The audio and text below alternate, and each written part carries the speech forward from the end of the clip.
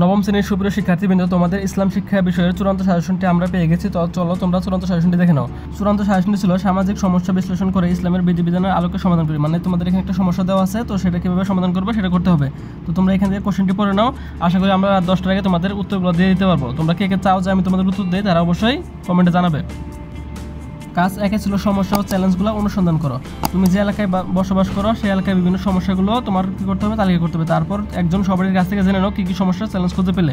এখানে লিখবে যে আমি কী পেয়েছি, আর এখানে লিখবে তোমার বন্ধু কী পেয়েছে। কাজ 2 ছিল সমাধানযোগ্য সমস্যা নির্বাচন ও পরিকল্পনা প্রণয়ন। এখানে একটা সমস্যা দেওয়া আছে, তোমাদের এটা কী করতে হবে, সমাধান করতে হবে। সামাজিক গুরুত্ব থাকবে এখানে, ধর্মীয় গুরুত্ব থাকবে এখানে।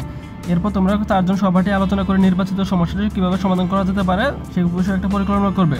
তো এখান থেকে নির্বাচিত সমস্যা চ্যালেঞ্জের নাম লিখতে হবে, সমস্যা চ্যালেঞ্জটি সমাধান উদ্দেশ্য লিখতে হবে, সময় লিখতে হবে, কার কার সহায়তার প্রয়োজন, স্ব দায়িত্ব বন্টন, ইসলামের বিধিবিধান ও নির্দেশনা চর্চা বা প্রয়োগ। তারপর আছে নৈতিক ও মানবিকতা।